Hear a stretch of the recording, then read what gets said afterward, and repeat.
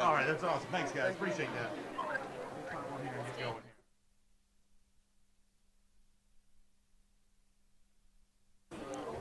Hello, DawgNation. Welcome into our DawgNation postgame show live here from the UGA bookstore, where it is as spirited as ever. If you took a look right now at the second floor here of the UGA bookstore, you'd have no idea it was a spring game where Georgia was only playing itself. You'd think it was September, October, November, and Georgia was in the midst of running for another national championship. Obviously, we believe that's going to happen later on this fall, but for now, all we've got is spring games. All we have is G-Day.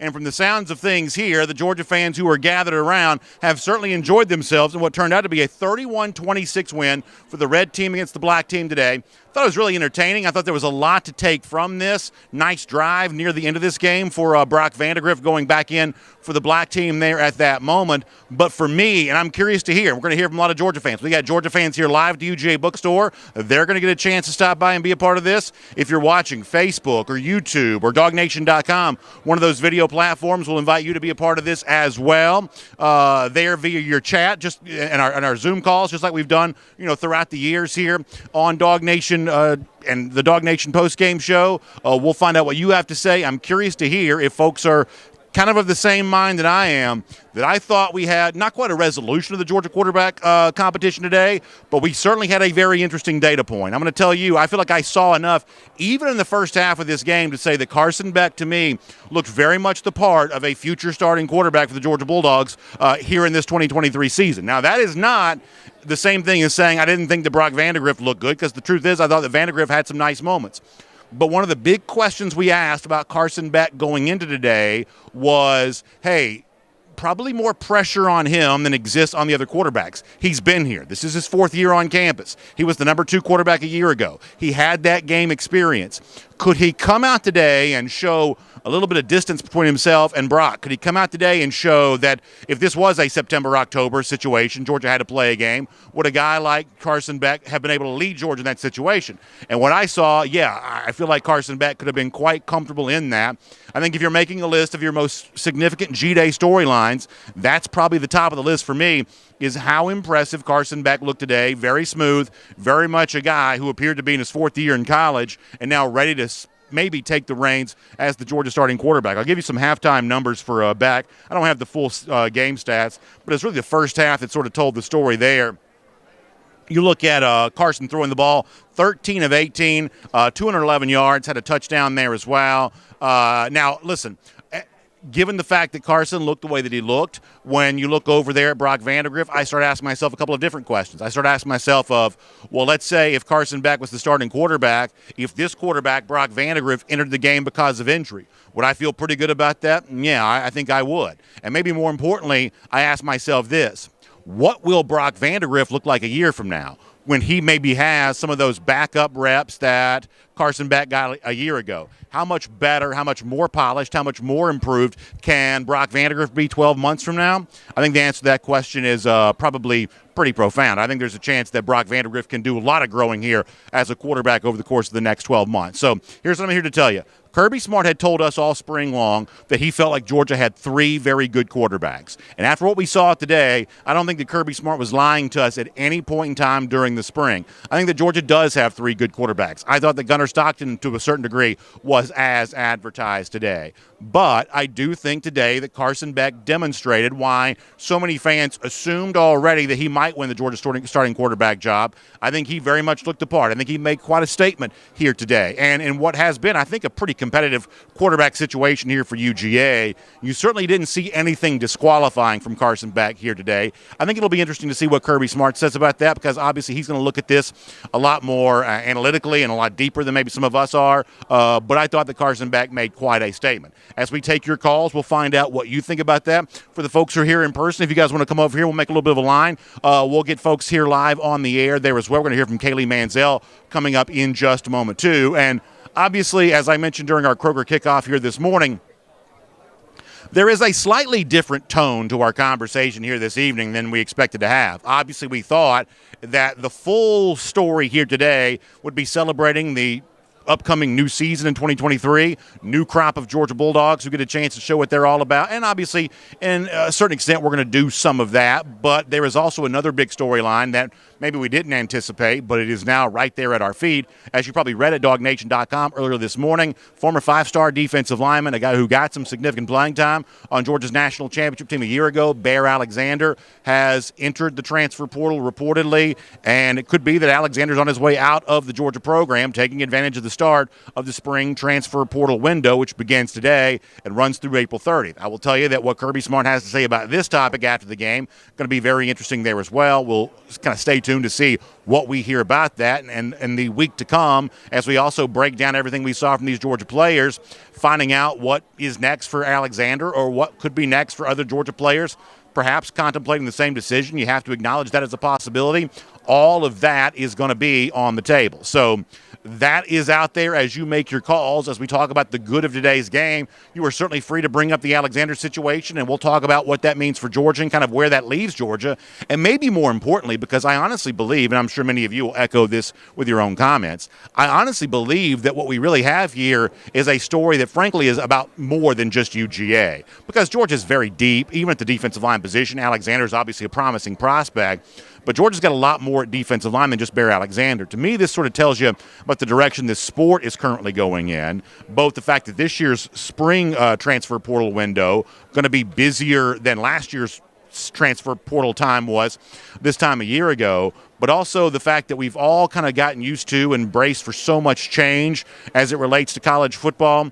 Well, I think we're going to have to get ready for even more of that to come, because the idea of one of the beloved members of this team announcing on the day of G-Day that he's likely heading somewhere else, I think for a lot of college football fans, Georgia fans in particular, that's pretty shocking. So we'll hear from you about that. We'll hear from the good of what we saw from Georgia during G-Day, live here at the UGA Bookstore with our comments here and Zoom calls, no matter which chat you're watching in. Glad to have you with us. Let me also tell you one more time here before we kind of jump to the phones that our post-game and post-spring game and our spring coverage all spring long has been brought to you by our friends at Kroger and also the UGA Bookstore there as well. We are so happy to be back in a home that's been ours since 2016 right here at the UGA Bookstore here today, and it's fun to go down there and see all the shopping that's taking place. The first floor right down there. A lot of folks getting that national championship gear from Peter Millar and all those famous makers that have that great-looking UGA apparel. It's always looked good, but it has never looked better than it does right now at the UGA Bookstore with so many of those shirts and sweatshirts and pullovers and quarter zips and things like that. Also showcasing the back-to-back national championship logos. We'll tell you more about that throughout our time here at the UGA Bookstore. Happy to have you with us. We're going to hear from Kaylee Manziel here coming up in a moment. Prior to that, let me go out to the phones. Let's bring in Ryan Walker, who was a star this week on DawgNation Daily. We'll probably get into that here at some point in time in the conversation, but he's also been a great caller over the years here on our DawgNation postgame show, live from the UGA Bookstore there as well. Ryan, I'm going to give you the floor. You can talk G-Day, you can talk Bear Alexander, you can take it where you want to go. What's on your mind after what has turned out to be a very busy day for these Dogs, Ryan? Well, first off, I got to say, I had to find that clip or whatnot looking on Peacock, and I found you on the front row, and I was like, it looks like BA. So I rewinded it. I saw it. I said, yep. I said, it's BA. I said, let me go ahead and send it to him. So hopefully you enjoyed that. But the first thing we're going to address. So, Ryan, let me pause for a minute. Hey, Ryan. Let me pause for a minute. Let's make sure everybody knows what you're talking about, because so earlier this week, if you're a regular watcher or listener to DawgNation Daily, somebody had found a clip of me as just an attendee, a fan in the stands from Monday Nitro, the old WCW wrestling show, way back when it was in Atlanta in 1996. The man who did that is Ryan Walker, who joins us right now. So, Ryan, we need to make sure everybody understands just how accomplished you are and just how many different, ways in which you've kind of had your name in the headlines as of late. So, Ryan, I thought that was really funny, and I'm glad to make sure our audience kind of knows exactly what's up with that. And so, without further ado, now I'll let you give your thoughts about the Dogs here. So, it's disappointing that Bear Alexander's leaving, but, you look at what we have coming in. You got Nazir Stackhouse, who's already proven. You have Jordan Big Baby Hall that's in here that's going to do his thing. And then you also have Jamal Jarrett, who's as big as Jordan Davis was. And he's a little rough around the edges, but with a little bit of molding from Trey Scott and Kirby Smart, he's going to be a problem. But for the quarterback side of things, Carson Beck is everything he was advertised. I've been preaching that since day one he showed up. You might as well go ahead and give the kid the name the sharpshooter. Let's just call it for what it is. Dude balled out today on both sides of the ball. I got to give a shout out to Mr. Michael Muse, number 87. He was tremendous today, all the way around. Also, Yazeed Haynes is North Philly tough. He represented well today. And honestly, I got to give it to Gunnar Stockton. It slowed down a little bit for him. Once he got his feet up under him, he did well. Defense, JDJ, same as usual. But Samuel Mpemba, that dude is going to be a man amongst boys. As you always said, he has the trimmings of a Trayvon Walker. I'm not going to even say Trayvon Walker. If I got to compare him to somebody, he looks like a young Richard Seymour. And for those young dogs that don't know anything about Seymour, go look him up on YouTube. But I think all in all, yeah, he's wearing a yellow coat now. He's wearing a yellow coat now, isn't he, Ryan? Yes, he is. He just hit Richard the Hall Seymour, of Fame. I mean. We have another dog in the Hall of Fame. Outside of that, BA, I don't want to hog up too much time because I know it's a lot of people that want to jump in. I got to give it to you. You were right about Samuel Mpemba, you and Jeff Santel, and the way that he comes off the ball and comes with an attitude every time he makes a play. And as I said before, Mike Bobo, I was questionable about him because of the pass. I made comments about it. I have no ifs, ands, or buts about it. But from looking at the passing game, it's not going to take a drop. It's actually improved. So that's all I got for you today. Thanks for having me on. And I'm going to have some more stuff for you too, buddy. Ryan, I love it. Great phone call, as always, a part of our DawgNation postgame show live here at the UGA Bookstore. Ryan touched on a lot of important topics. I want to go back to what he said at the beginning, then we'll hear from our special guest here just for a moment. When it comes to Bear Alexander entering the transfer portal, I think it's okay to be a little frustrated by that. I also think it's okay to I guess, sort of think that Bear Alexander has every right to take advantage of the rules that are in place right now, leveraging those for his benefit. That may be what he's doing. But the overall point that Ryan brings up there, which I think is a really good one, which is, hey, it's not like the cupboard remains bare for Georgia when it comes, no pun intended, when it comes to defensive linemen, because you look at guys that were just signed in this class of 2023 alone. Go back and listen to what Terrence Edwards told us the other day, the great former Georgia wide receiver, after having visited Georgia practice about what he saw from Jordan Hall. Obviously, a guy like Jamal Jarrett has generated some conversation here or there as well, to say nothing of veteran players like the Warren Brinsons and like the Zion Logues and guys like that. This is a Georgia defensive line that's still going to be one of the strengths of this team, of course, and arguably probably still the very best defensive line in the country. Frankly, that's why teams that can't develop defensive linemen the way that Georgia can are coming after guys on Georgia's roster, because they know, programs know, they're getting the benefit of development that Georgia provided Bear Alexander they themselves couldn't do. They can write the big check, but they can't get him ready for the NFL the way that Georgia has. That's why so many Georgia defensive linemen are on their way to the first round here over the course of the last couple of NFL drafts. We'll obviously get more into that in a moment. I also think Ryan brings up a really good point as he talks about Carson Beck and the big day that he had. And we'll take more of your calls about that as a part of our DawgNation post-game show. Live from the UGA Bookstore, also presented by our friends at Kroger here today there as well. We'll do that here coming up. One of the newest members of our DawgNation team, though, is the great Kaylee Manziel, who's been doing so many great things, both on camera and kind of behind the scenes for us here today. And she was down on the field and kind of down there in the midst of all of this here right now. And Kaylee, one of the things that I put on Twitter a little earlier is that I realized that half the stadium was closed off. You had the construction, things like that going on. But in the half of this stadium that had fans in it, I thought the turnout today was great. I thought the crowd was great. I thought the energy was great. And I'm curious, being down there yourself, if you noticed what I noticed, which was I thought the vibe around this Georgia spring game today was obviously very good. Absolutely. I mean, you mentioned how half the stadium was closed off today, but I don't think that took away from the energy within the stadium. I had the opportunity to sit outside and watch the dog walk, and people were lining up for their spots 2 hours early. And I think when you go back-to-back national champions, I mean, it's easy for these fans to want to show up and be here for those players who have given them so much over the last 2 years, and I don't see that momentum slowing down anytime soon. Yeah, exactly. And obviously, this was a festive day, a lot of happiness, but also that moment at the beginning today where Georgia intentionally took a delay of game with its offense as a way of paying tribute to the 2 lives that were lost earlier in January. We've all had plenty to say about that, and we've all kind of dealt with the sadness of that. This is a Georgia team that even as we get back to the sport of football, they're still dealing with that. How nice was that to see at the beginning of this game?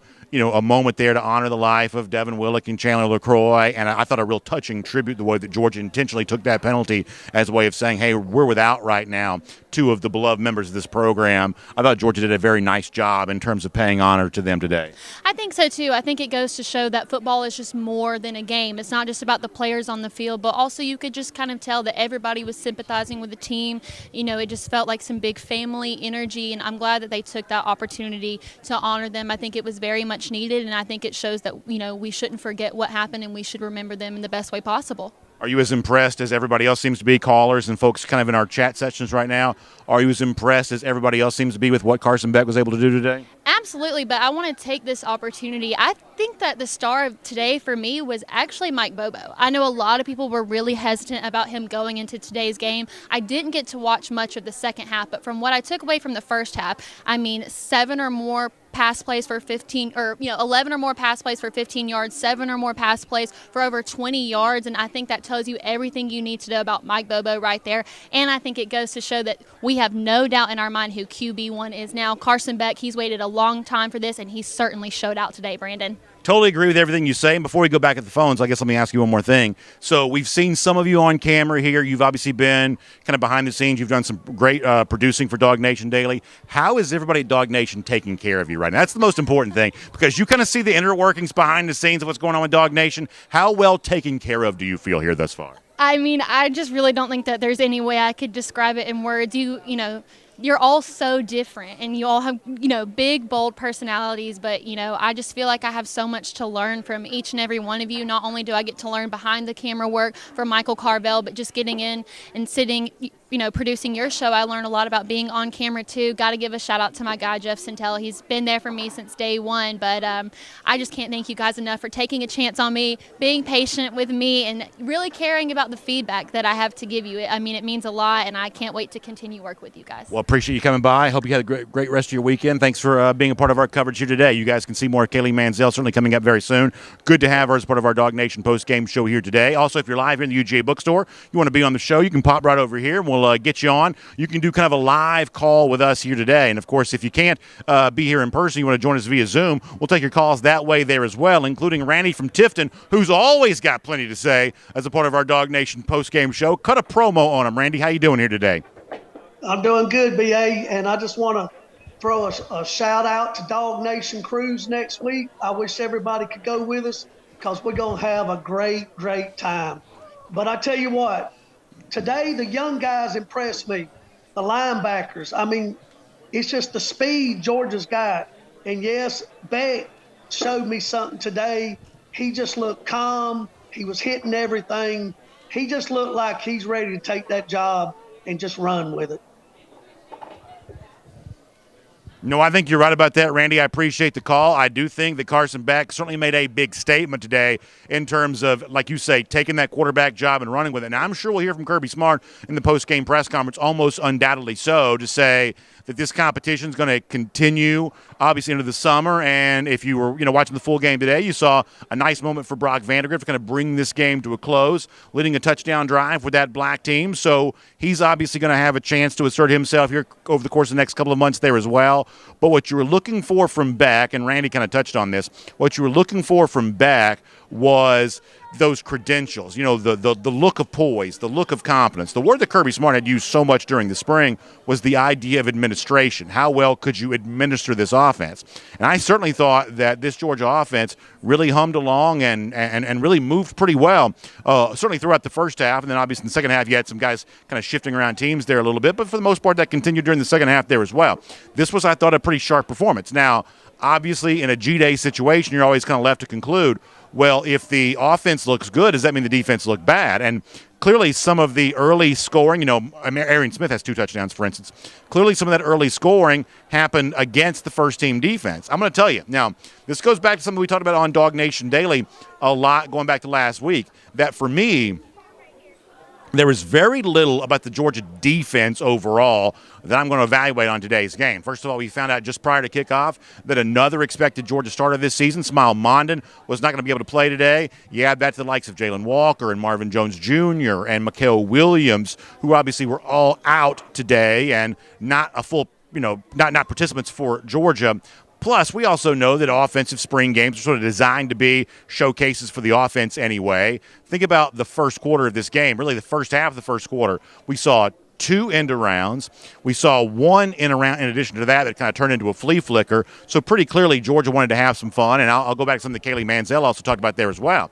I really thought the debut for Mike Bobo's offensive coordinator was all positive here today, too. Certainly his quarterbacks, all the ones he's been working with, they seem to be pretty sharp and in place here for this particular spring. So as Kaylee pointed out, I thought it was a good day for Mike Bobo, and I think it'll be interesting to see kind of how the rest of the audience kind of responds to that. To the extent that you could read anything into that, I think you read nothing but positives when it comes to Mike Bobo. All right, we're going to get back to the phones here, too. Also, if you're live here at the UGA Bookstore, you want to be on the show, you can pop over here. We'll give you a chance to do that.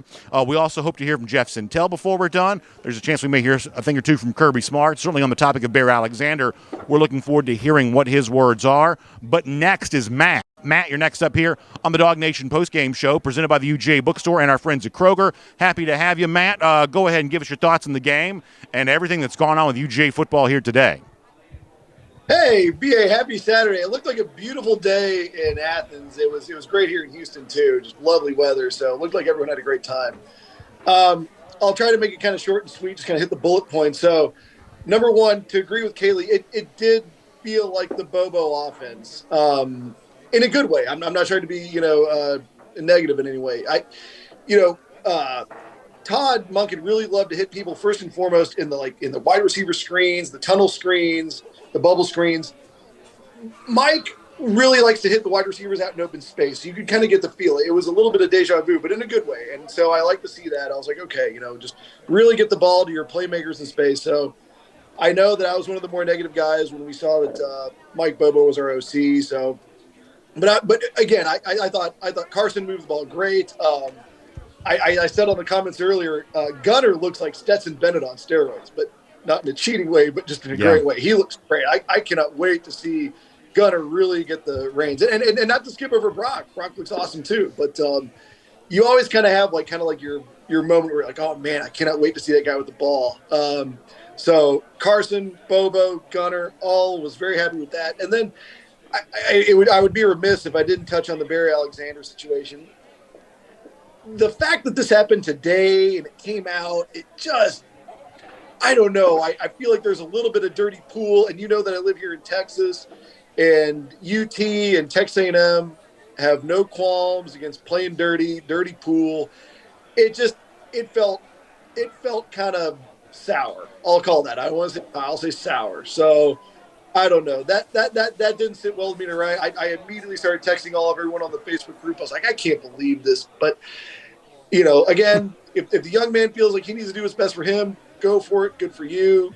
Best of luck. I know he's from the state here in Texas, but it just, I don't know. Something about this today. You're announcing today. It's on the ESPN ticker on the bottom of the screen. That was really tough to swallow. So anyway, those are my thoughts. If you'd like me to go down, if you want to pick out a shot of Weller or Colonel Taylor Bourbon, I'd be happy to oblige you because we won't have another game. We won't have another game till August, BA, so let me know.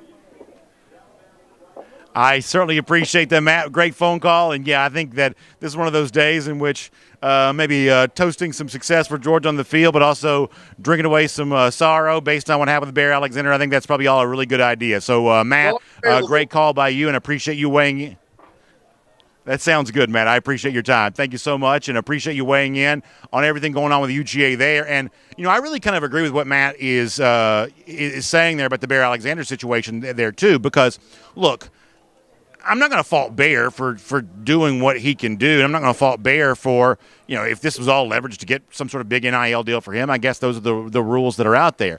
But for me, and I feel like this is a lot of what we're hearing in our comment section there as well, and going to hear this from more callers there too, which is if this is what the system is now, then I'm not quite so sure I like this system.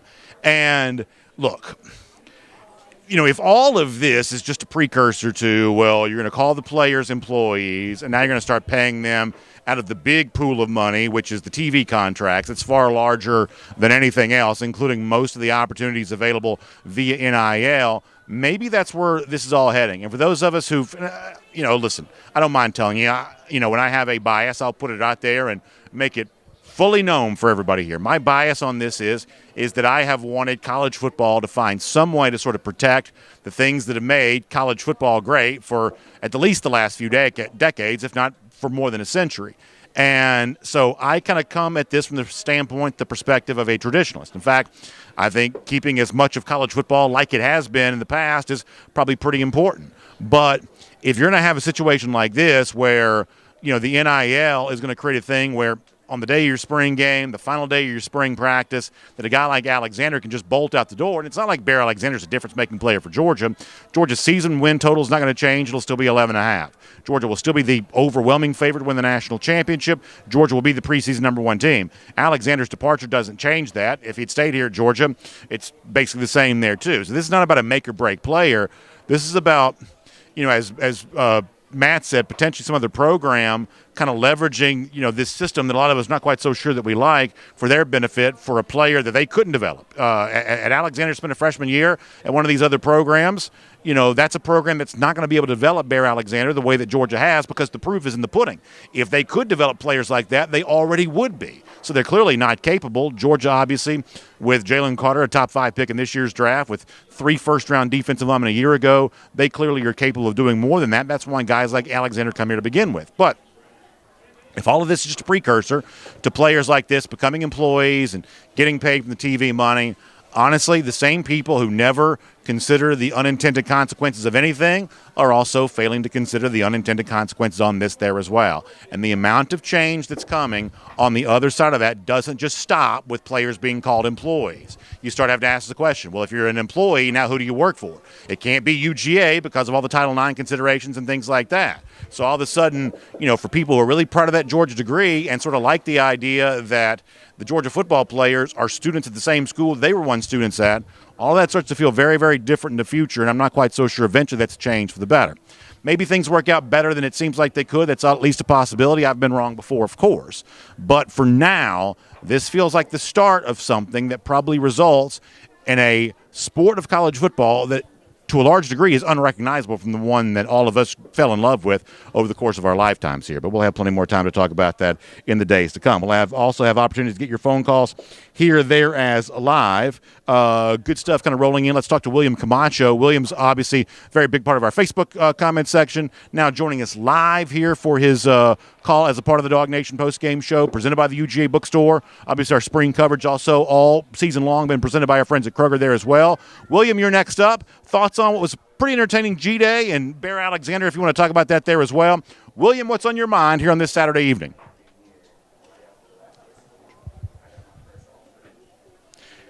William, you may be muted. Let's go ahead and make sure you're not muted because I couldn't hear you. Let's see if we can try that one more time. There you are, William. Now I can hear you. Go ahead, William. Can you hear me now? I sure can, William. The floor is yours. All righty. I was impressed with old Carson in the first. It's like, oh, God. He was clicking on old silk. Like I said before, no disrespect to Stockton or Vandergraff. Now, Vandergraff, he was looking good. He was looking good running. Now, the defense did not play well in the first half. Kirby told him, let's pick it up in the second half. They played very well in the second half.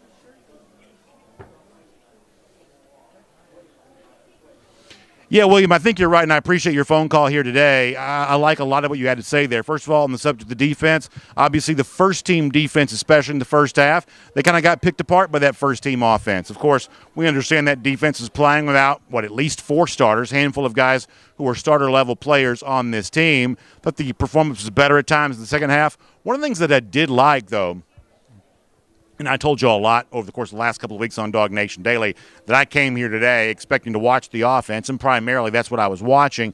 However, you couldn't help but notice a couple times today there were some big hits levied. Obviously, that's some of what Georgia's well known for. There were also those moments in which you saw some really nice coverage. I thought Nyland Green, the best that I could tell, had a pretty good day. Speaking of big hits, one of the guys he's competing with to be a starting cornerback for Georgia. I thought that Dalen Everett laid a big hit there at one point in time here today. There was a nice moment in which Dominic Lovett was running a deep route today and being covered by a safety. That safety was Malachi Starks. I thought that Starks ran with him step for step. You know, Starks was a guy a year ago that was on the field, I think, as much as any player for Georgia the entire season. And yet at times, maybe, you know, if you look at Pro Football Focus, things like that, his overall coverage grade, you know, wasn't always exactly what you wanted it to be. But I thought his coverage today was outstanding, so I thought he had a very nice day. Would you like to be live with us on the air? Come on over. I didn't realize you were waiting. I apologize. Let's bring a special guest over live on the air. Tell folks your name and tell folks what you thought about G-Day here today. My name is Sarah, and I loved it. I will come to Athens any chance I get because we don't live nearby anymore, not far, in Noonan. So it was just awesome coming up here. I loved it, and I want to say to welcome to Boom.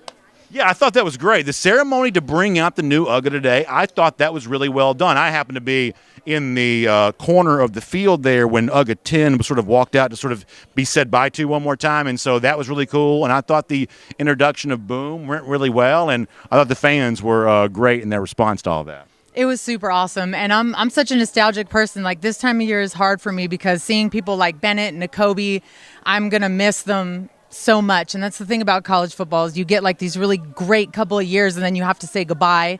And being here today let me learn about some of these new guys. And I'm like, okay, Beck, you know, okay, like I got to wrap them up too and say goodbye. But when I didn't know they were going to be here, when I saw Bennett and everything, and I was just like, oh my gosh, I'm going to miss these guys. That was a nice surprise. Did you get much of a look at those national championship rings they were sporting? I thought so. So there's one point in time today where I had a chance to see a couple of those, and I got to tell you, it looks great. When you open up, you know, they have the nice box that comes in. You have that nice inside part of that with that back-to-back national championship logo. There's an element of me where that's just really surreal to think that's what Georgia's story is. Not only do they have this year's national championship, they got the one last year there as well, and that's perfectly reflected on those national championship rings. And I know you're just like me, so happy for those players to get a chance to show all that off. That was super awesome. I liked seeing those two. We had a lot of doubles, those back-to-back, so let's hope we go for 3 and 23. I love that. Thanks so much for stopping by. I appreciate you being part of the show. Absolutely. Thank you so much. Appreciate that. So if you're here and you want to be a part of the show, you can do just like she just did and step up here. And by the way, we have a nice Boom photo up. So that was really fun to see. I thought the entire ceremony was really very well done and really kind of cool. And obviously, you know, listen, as she said, we kind of get into our traditions around here, and the live animal mascot, the great UGA, who's not just known and loved by Georgia fans, but really kind of known and loved really by college football fans the world over. You know, one of those famous, really recognizable entities when it comes to college football, the passing of the collar, if you will,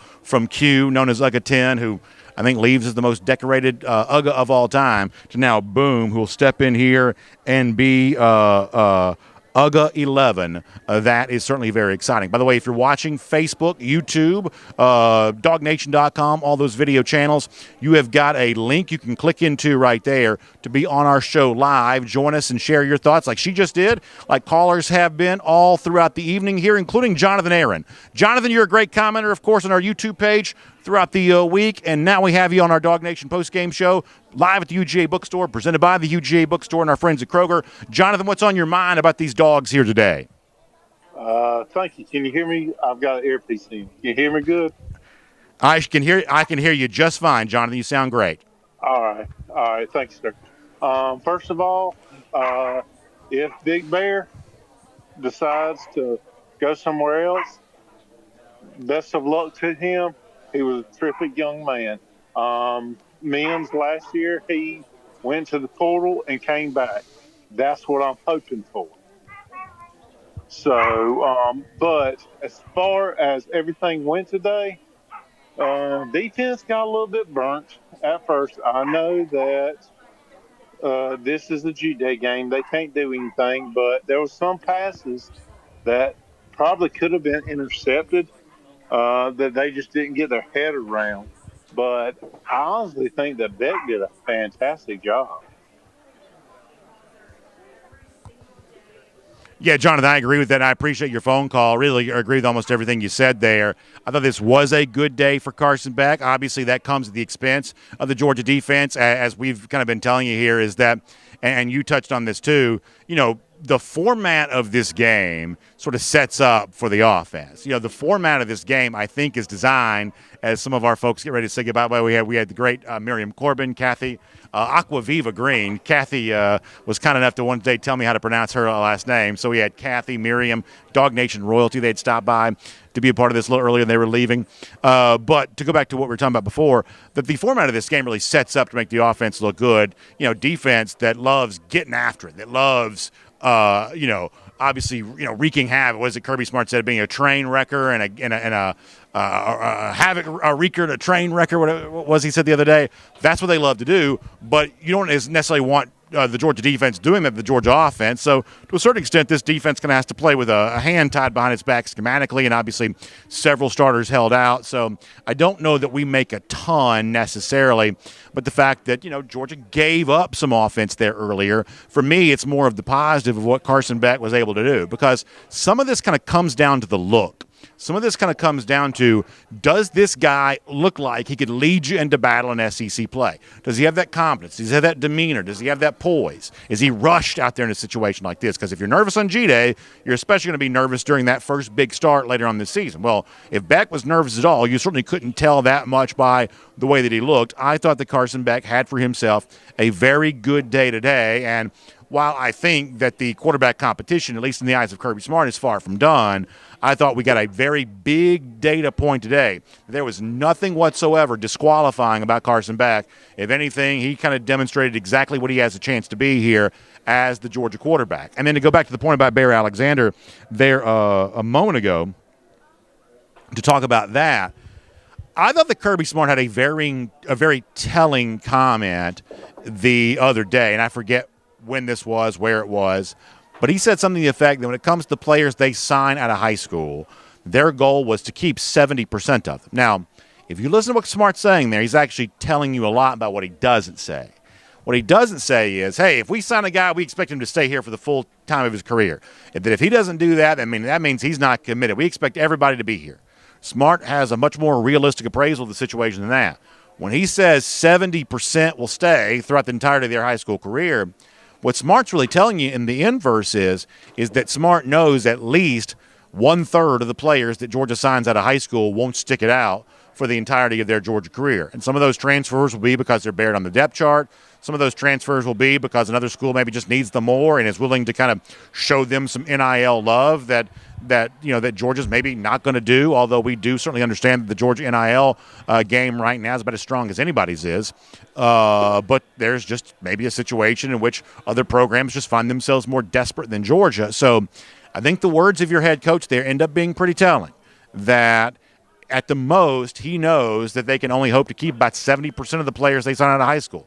That means almost 1 out of every 3 looking for a new home. And today it certainly seems like Barry Alexander is the latest to do that. And for those of you, many of you are aware of this, but I'll remind you too, is that this is the spring transfer portal window. This is a new scenario than what we had a year ago, whereas last year you pretty much had, portaling kind of any time. Now you have specific windows that are in place. We had one back in February. Was it February or January? It was wintertime, whenever it was. And now we have one here in April. At one point in time, we thought it was going to be May 1st, and then I guess the NCAA decided to move to April 15th. There was some reporting about that a few days ago. Open today, April 15th, stays open until April 30th. So obviously, when it comes to former 5 stars or even other players in this Georgia roster, this may not be the last time we have this conversation. I do believe it'll be very curious to see how much this gets discussed in the time to come. I'll also tell you this. We'll hear from Kirby Smart here in a moment. We'll give you a chance to join us here live on the phone if you want to do that. Click that Zoom link. You can be here. If you're live at the UGA bookstore, you want to pop by and be a part of what we're doing here, we'll give you a chance to do that there as well. Obviously, Kroger's been a big part of our spring coverage all season long here on DawgNation, and they also want to make you aware that coming up on April 26th, not too far from now, is what's known as Administrative Professionals Day. So for you and the folks who help you get it done at work with your business, you want to show them some love here coming up on Administrative Professionals Day, and Kroger's got you covered on everything you need on that, from thank you cards to greeting cards, gift cards, so much more. You can find that in-store or go online at Kroger.com to find out more about that. Also, I'll tell you, as you can tell, we are live here once again at the place that's been our home for many, many years, the UGA Bookstore, and it has been so much fun interacting with so many Georgia fans here today, and obviously watching those shelves stocked with UGA apparel get picked by Georgia fans. They go up to the register and get their good-looking gear to take them through the summer or maybe start to get ready for the upcoming fall. There's no better place to shop and get decked out in the very best UGA apparel available, including so many really cool back-to-back national championship pieces of gear here right now than right here at the UGA Bookstore. So please make sure that if you're ever in the Athens area, you come by and you see Peter Millar, the Nike coaches gear, Johnny O, all kinds of really cool brands, Tommy Bahama Vineyard, Vines, on and on we could go. When you're in the Athens area, stop by and see them here right across from Sanford Stadium, right next to the Tate Student Center. And if you can't be here in Athens to do that shopping, you can go online and find out more at UGABookstore.com. That is UGABookstore.com. All right, I believe we're going to get some comments here from Kirby Smart. Let me read a little bit of what Smart had to say. When it comes to the transfer portal window, Smart says that's the way of the world. This is just moments ago. It's who handles it and manages it best. We've got a lot of guys who benefited from the portal, and I hope we benefit from the portal. I'm very pleased with what we've got on our team, so Smart addressing that. And as far as the quarterback situation goes between Carson Beck and Brock Vandegrift today, moments ago, Kirby Smart telling us this. I thought both of them had good composure, good pocket presence.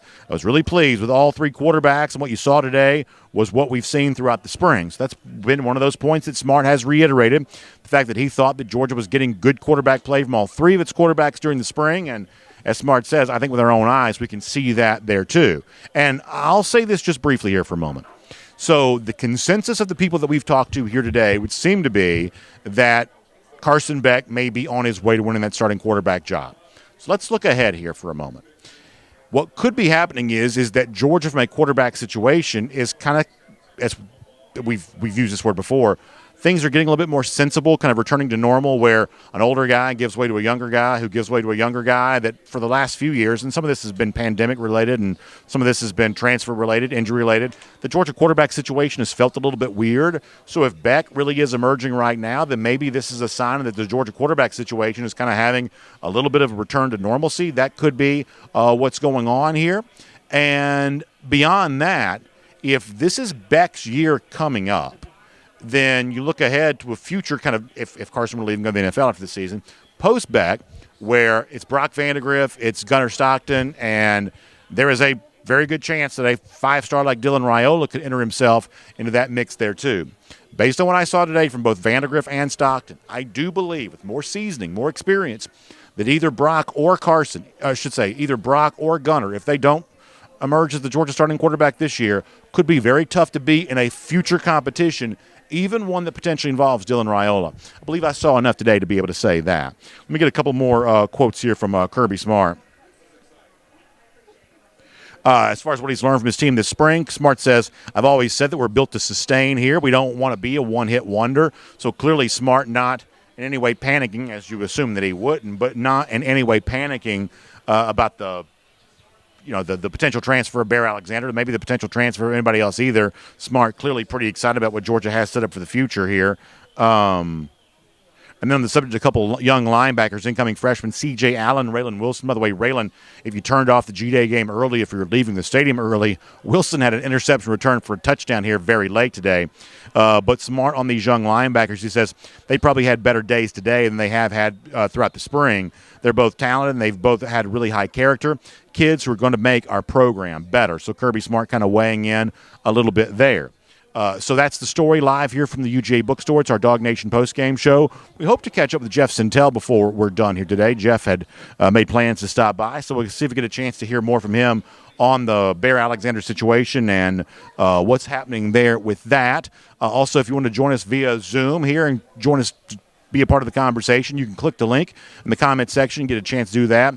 If you're also live here at the UGA Bookstore, you want to stop by and see us. We've had a great stream of Georgia fans coming through all day long. Our good friend Bob Tharp from Meriwether and Tharp, his family, they're here right now as well, so you love to see that. And I can also take some time to read comments the old-fashioned way here for a moment, too, as Georgia fans kind of weigh in their thoughts on what happened today during G-Day. So a lot of comments kind of rolling in here just for a moment. Thomas Tyson, the subject of transfers, saying the kids that do are usually the ones the staff has sat down and let them know where the standing is on the team. Yeah, obviously there's very different kinds of transfer situations. There are some transfers where, hey, maybe that's a player that you've kind of told, hey, your best chance to play is to go somewhere else. There are other kinds of transfers where you say that's a player that we really feel like we can use. But here's the thing at a place like Georgia. You know, even if you have the makings of a future star, and in Barry Alexander's case, he might. He had 2 sacks in the national championship game, for instance. That's a young player that has a chance to be something really special.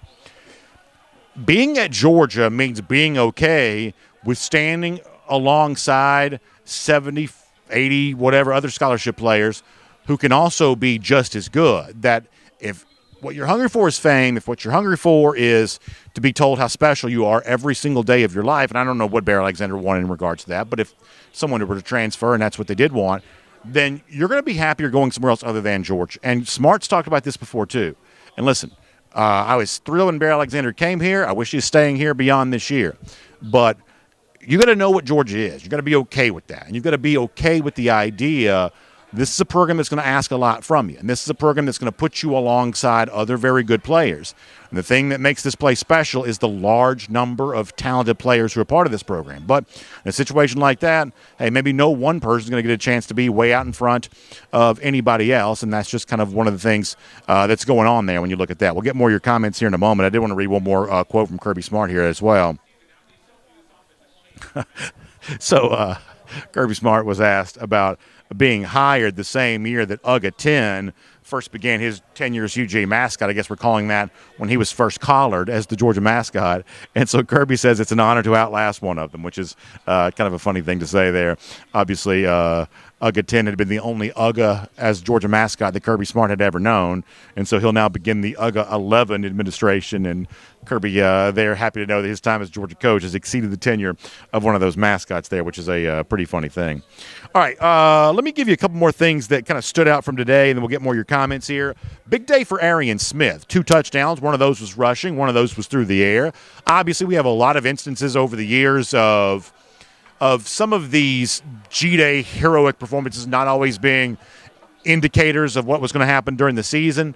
But in Arian Smith's case, I believe there's a chance that Arian could actually be going on to a very good year. He seems to be healthier now than at any point in time in his UGA career. We obviously know that Arian was a huge hero with a big-time performance against Ohio State in the Peach Bowl.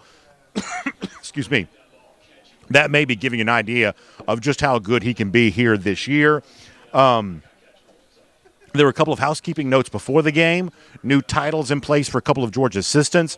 Todd Hartley gets, I guess, now the title of assistant head coach to go along with being Georgia tight ends coach. And now Glenn Schumann wears the title of simply defensive coordinator, while Will Muschamp will be known as co-defensive coordinator.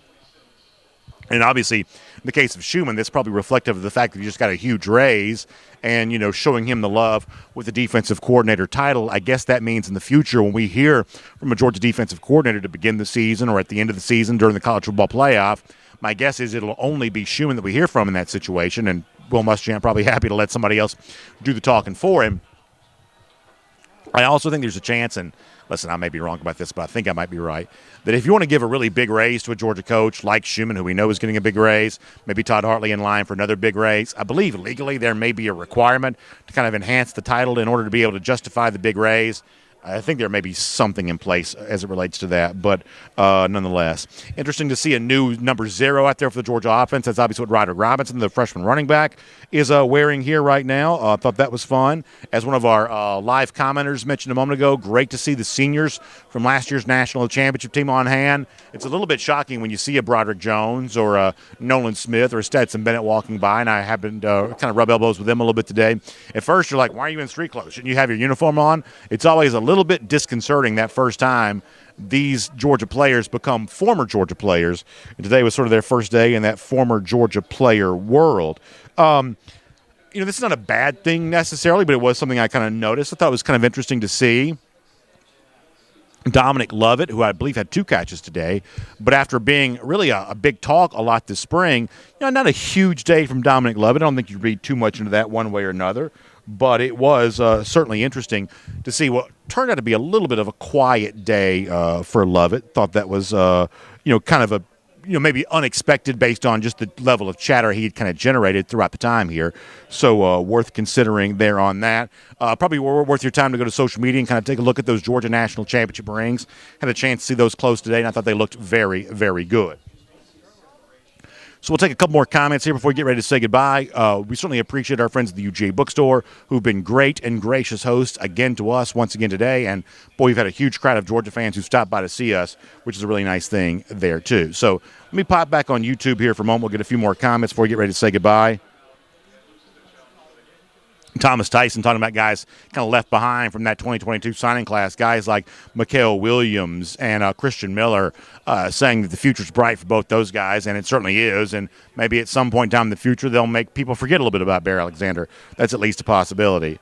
DSA1 says the UGA spring game to me didn't show much to be concerned about. No, I don't take a lot of negatives at all from what I saw on the field. Some of this kind of comes down to DSA, and it sounds like you would agree with me, that are you capable of putting on a good show? That if it looks like you're having fun, then things are probably going pretty well. That this is about demonstrating the ability to play kind of a crisp level of football, and a lot of that is on the offensive side, and I thought that Georgia, for the most part, was able to do that here today. That boy Mike also bringing up Ra Thomas. No, it was kind of a quiet day for Thomas today there, too. We'll have to see what the full season stats, or I should say the full game stats look like. But no, Ra Thomas was pretty quiet, at least that I can remember here today. We'll see if some of our folks have more second half information on him. B. Bean says, how was this spring game compared to last year's? I thought it was actually probably a little bit more fun to watch, I think. I don't actually remember a ton about last year's spring game. I remember Stetson didn't have a great game necessarily, so obviously it kind of shows you that less than stellar performance in the spring game does not necessarily mean you're not going to have a great season, because clearly Stetson went on to a historic season as the Georgia quarterback. But certainly that was, I think today's spring game was probably more entertaining than last year's was, I think. Hugh Nash also pointing out C.J. Allen, the freshman linebacker, and Janelle Aguero, the freshman safety, both going to be difference makers and play early and often. You could be very well right about that. That's for sure. RKD also celebrating the performance of C.J. Allen today there, too.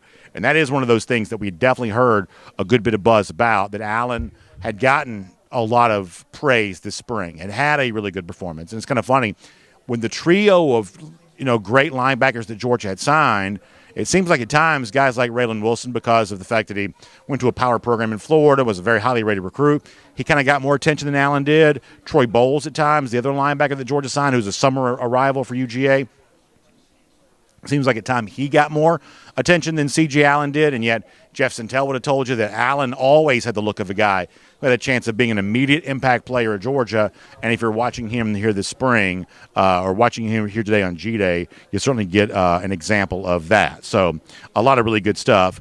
We'll get ready to wrap up here. As far as some final thoughts, Michael Carvell was asking about initial thoughts on the Georgia offense. I didn't see a ton today that I thought looked way different from what Georgia was doing offensively in the past, but I also think there was a lot about what Georgia was doing today that was sort of specific only for G-Day. As I told you a little earlier, there were 2 end-arounds and an end-around to a flea flicker in the first quarter. So pretty clearly Georgia's not going to do that in the first quarter of most games. So while to me, visually, I didn't think the offense looked wildly different, I also think that G-Day in a lot of ways is kind of a world unto itself when it comes to this particular situation. So that is the story here from the DawgNation postgame show live to UGA Bookstore. Stay close to DawgNation over the course of the next couple of days. More impact of the Bear Alexander news from earlier this morning. More of whatever comes next with this transfer portal, whether it be Georgia looking to maybe try to add a player in the portal, although numerically that seems like it's pretty hard right now. Dogs probably need to lose a few players just to make sure they're at 85 scholarships when the summer arrivals get here in a few weeks. But nonetheless, we'll be watching all this news as it plays out, and, of course, plenty more reaction to G-Day there as well on DawgNation.com, and then Monday morning on DawgNation Daily there as well. One final time, big thanks to our friends at Kroger who've made our spring coverage possible the entire time, and a big thanks as well to the UGA Bookstore. Great place to do your shopping, to get ready for the summertime if you want to be on vacation showing off your UGA gear, or if you're already ready to get stocked up for everything you need this fall. UGA Bookstore, the great place to come for all of that. Thanks for great calls. Thanks for great interactions here live and in person. We will see you back here in just a few months' time for another edition of the DawgNation Postgame Show, presented by the UGA Bookstore and Kroger. Enjoy your summer, everybody, and we'll see you back here Monday for DawgNation Daily as well.